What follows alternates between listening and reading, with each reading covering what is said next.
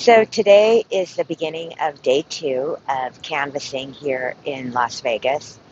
And Saturday was a pretty good day despite the 98-degree heat, which didn't actually bother me, but was oppressive to the partner I was walking with.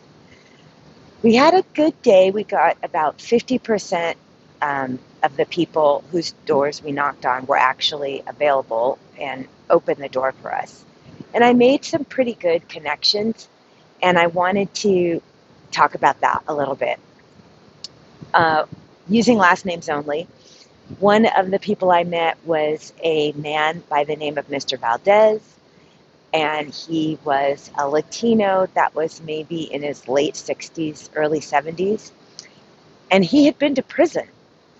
And he was talking about how if Trump gets elected, Trump will never be held accountable for any of the crimes that he's already been convicted of. But if Kamala gets elected, Trump will actually have to be held accountable for those crimes. And Mr. Valdez believed that Trump was definitely going to go to prison for those crimes. And Mr. Valdez talked at length about how prison would be for Trump and how Trump was a man of total ego, thought himself to be a very big man, a very important man above other people, and how prison was going to disabuse Trump of all those notions.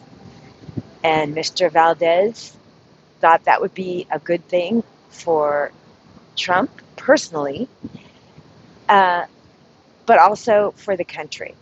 But here's the thing. Mr. Valdez doesn't actually think Kamala Harris is prepared to be president.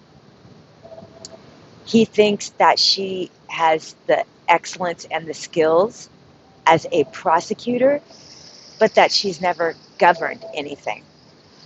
And so what he wants her to do, what he hopes she will do, is be a consensus president where she listens to this side, she listens to that side, and then she listens to a third side, and she gets all those people in a room and comes up with a plan, a strategy that gets the consensus of everybody. And his thing, Mr. Valdez said, that way, when the plan is executed, if it goes wrong, it won't be all her fault because she got buy-in from this group and that group before executing the plan.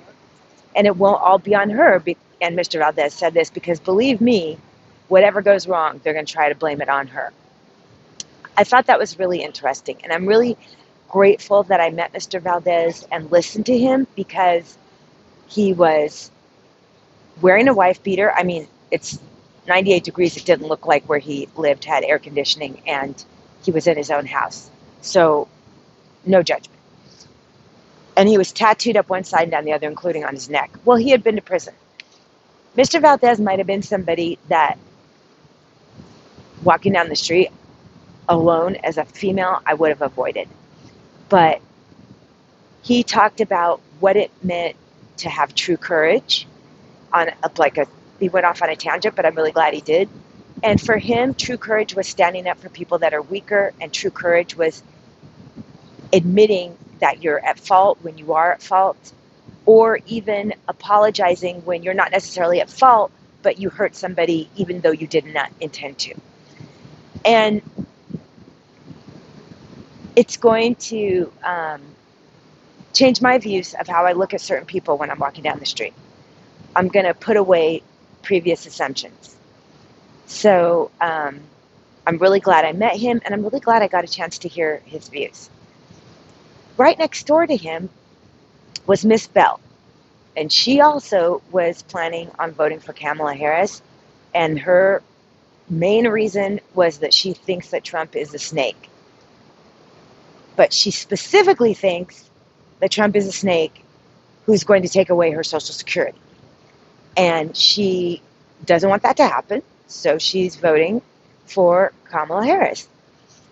Miss Bell also has a black grandbaby. She doesn't like the way that Trump talks about minorities. While I was talking to Miss Bell, one of Miss Bell's neighbors came down the stairs of the apartment building. And Miss Bell asked this neighbor, so-and-so, are you registered to vote? And the lady said, no, I'm not registered to vote, and I don't want to vote for either one of them. And this woman went on to say that her son is in prison, and it's going to be difficult for her son to even get a job when he gets out of prison, and yet Trump has 34 felonies, and she doesn't believe that Trump will ever serve a day in prison. As far as Kamala is concerned, this woman thinks that women in general, not Kamala specifically, but women in general shouldn't hold certain positions. This woman said, my husband says he's the head of the household, and that's true, but I'm the neck. And without the neck, the head just rolls around on the ground and can't do anything. The woman is important because she supports the man and what he's trying to do, but the man is the head of the household. Without the woman, the neck, the man, the head, would just roll around the ground and not be able to accomplish anything. So the woman is important, but she's important in her role. I said to this lady, okay, lady. I said, but there are other people on the ticket, and only one of these candidates is trying to take away your Social Security. And Miss Bell said, and that's Trump. I said, if you don't want to vote for either one of them, that's your business. But you should still register, because when Kamala gets in, even if you didn't vote for her, she needs a Democratic majority Senate and a Democratic majority House. And I handed her the literature for the other candidates that are DNC running candidates on the Nevada ballot. I said, you should vote just to vote for these people to make sure that she gets a Senate and a House of Representatives that is going to assist her in making sure that your Social Security is not taken away. She wasn't ready to hear what I was saying in the moment because she was standing out in 98-degree heat. And she said, I'd like to talk about this a different time. I said, you know what? Give me your phone number. She gave me her phone number. I'm a stranger. She doesn't know me. And I sent her a link to the Nevada Registrar of Voters where if you're a new voter, you can register. So I didn't argue with her. I didn't tell her she was wrong for not wanting to vote for either one of them. I just approached it in a different direction. You don't want to vote the top of the ticket? Don't vote the top of the ticket. I mentioned to her that one of the initiatives, but they don't call them that in Nevada. In Nevada, they just call them questions. Question number 5 is if you vote yes on it, it will take taxes off of baby diapers and adult diapers. I'm sure this woman has a grandbaby. I'm sure that grandbaby needs diapers. So I said you should vote just to vote on question number 5, to give the parents, your son or daughter who has a grandbaby, a break on their household costs. So if you come to people with genuineness and you connect with them where they're at, you can make progress. You can make progress. And I'm looking forward to the people that I'm going to connect with today during canvassing.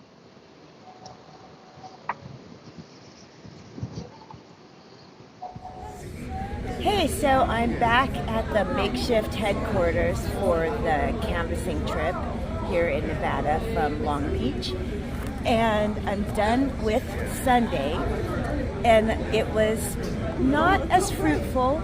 Knocked on many more doors, but fewer percentage of people were home. But I do want to tell you about an interesting household I visited. It was a Latino household, and the two names were both female. One was 87, and the other was in her 60s. So I knocked on the door, and the woman in her 60s was the one that answered. I identified myself as a volunteer from the Harris-Walz campaign, and I did the standard script where I say, hey, I am a volunteer from California, and I'm out here in the heat because I think it's important to let people know that I believe that Kamala Harris is a strong leader who's going to fight for working families. And we're knocking on potential supporters' doors to just confirm that they are supporting the Harris-Walz campaign in this election. And she said, oh yes, I am. And then I reached in my bag, I said, okay, well, we want to make sure you know about the other Democratic candidates that are on the ticket, so let me give you this literature. Oh, she happily took it. So then I looked at my phone and I said, oh, well, and I named the other person, the 87-year-old, and she said, yeah, that's my mom. And the 87-year-old heard her name and she said in Spanish, I'm here. And the woman at the door told me that her daughter is a member of the culinary union, because we're here in Las Vegas, and that her daughter made sure the entire family was registered to vote and the entire family will be voting for Kamala Harris. I said, oh, I'm so glad that, I said enthusiastically, I'm so glad that you're supporting the Harris-Walz campaign, that the whole family's doing it. Do you know Grandma, 87-year-old Grandma, got up out of her seat and came to the door and was like, Kamala! And so the woman told me, my mom is fired up to vote for Kamala. She heard, all she has to hear is Kamala, and she does this. 87 years old, got up off the couch to come to the door to tell a stranger, me, that she's fired up to vote for Kamala. And she meant it too, you should have seen her face. Now, the daughter, who's in the culinary union, was not on my list from the database, minivan. So last night, the organization that helped put on this bus trip, which the organization is Robert Garcia for Congress, brought us to a hotel to stay overnight and gave us dinner at the hotel. And Robert Garcia actually did a little speech where he spoke about what the situation is with the campaign at the moment. And he explained, I won't go into detail, that Kamala has multiple pathways to get to 270 electoral votes, but that Nevada is central that she win Nevada as a backstop in case this multiple pathway doesn't go exactly the way she wants, or this multiple pathway doesn't go exactly the way she wants. If she wins Nevada, she can still get to 270 votes. And he was explaining that. Then he took questions. And one of the things he had said, I asked a question, and I asked, why is it that when I go to a certain door, I see one name or two names at that address, but when I knock on the door, the person or their family member tells me there are actually 4 people living at this address, and they're all registered, and they're all registered Democrats. I said, if every vote is as precious as you say, why isn't the database identifying all of the registered DNC voters that are at these various addresses? And this was his response, that the way the database has been set up is to prioritize likely voters, to put the energy into likely voters. So while there may be 4 DNC registered voters at that household, maybe in the last 6 elections, 2 of them have only voted in 2 or 3. All right, I'm going to put this on pause because they're making an announcement. So what I was saying was that Robert Garcia said that the campaign is interested in focusing on voters that are the most likely to go to the polls, and that there might be a household where there are 4 or 5 registered DNC voters, but in the last 6 elections, 2 of them voted in all 6, and 2 of them voted in 3 or maybe 2, and therefore the 2 that voted in all 6 are the ones that the campaign is taking the time to do that face-to-face contact touch, and the 2 that only voted in 3, they're not going to bother. I understand that if you have only a finite amount of resources, you want to maximize those resources by reaching the people most likely to go to the polls. But in this particular election, for myself, I am not sure that is the best strategy, because people who are the iffy voters are fired up in a way that they may not have been previously. It's not news for me to tell you that fear is a strong motivator and that contempt, dislike, hate, whatever you want to call it, is a strong motivator. The voters I'm talking to who don't like Trump, like really don't like Trump. Like they want to talk to me more about how much they dislike Trump than they want to talk to me about how much they like Kamala. If the woman's daughter who's in the culinary union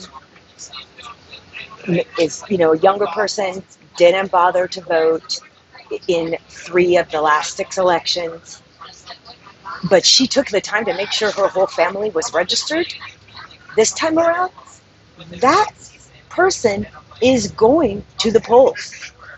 Maybe it was the abortion issue.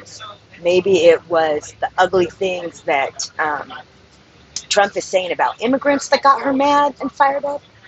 But she's going to the polls if she took the time to register her entire family. And I met a woman yesterday. Her name was the only name on the list. A young woman in her 20s. She told me that she worked voter registration previously and that she signed her boyfriend up and her mama up, and they both live in the household. Their names weren't on the list. Who knows if they were even previously registered, but you better believe that young woman's going to make sure that her mama gets to the polls, and she's going to make sure that her boyfriend gets to the polls. In this particular case, I think that the divisiveness is so strong and the dislike for Trump is so strong, or the particular one issue voter like abortion is so strong that even those iffy voters who, I didn't make it last time, or, I couldn't get off work or whatever, they're going to find a way to get to the polls this time around. And for me, I think that the campaign might be leaving votes on the table to not make the touch to all the registered voters in a particular household. Now, if what I'm saying is true, you're like, Adriana, those people are going to get to the polls anyway. That is true. But they're going to get to the polls to vote against Trump or for their one issue, abortion rights, and that means voting against Trump. They still need to have that touch to make sure that they know about the other DNC candidates on the ballot or about the other initiatives. Like I said, in Nevada, they're not called initiatives, they're called questions that are on the ballot. So they still need that touch. So resources are finite, I understand that, but it seems like Kamala is not hurting. The Harris-Walz campaign is not hurting for money. I mean, it's never enough, don't get me wrong, but it seems like their fundraising is going well. So for me, I think it's worth it to make sure to touch every voter in a particular household, because this time around, the ones that were iffy, I really think are not going to be iffy, or if they were iffy, that they can be pushed to with a personalized touch to actually vote. So that's my opinion, and I also want to encourage you, if to follow Michelle Obama's directive to do something. Yes, you could say I had other things to do on a weekend and get on a bus, drive to Las Vegas, be out in this heat knocking on doors, but it was really uplifting. Even though a lot of the doors I knocked on, the people were not home, the conversations I did have were really uplifting. Those personal touches were really uplifting, and it's encouraging to talk to my fellow Americans. It's encouraging, and I would encourage you to sign up to volunteer to do it. I would encourage you to sign up with your adult children, your 18, 19, 20-year-old children to do it. It's or even your grandchildren who aren't old enough to vote, they could do this. You guys could partner up and do this, and this would be a great grandma-granddaughter trip to set an example for them. It's I really encourage you to volunteer. It's been a good experience, and to get to know the other people that are volunteering with you.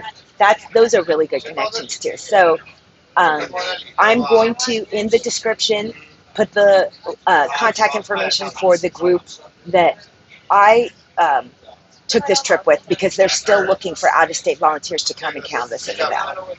All right, thank you for watching this video, and please share it with others, and please subscribe.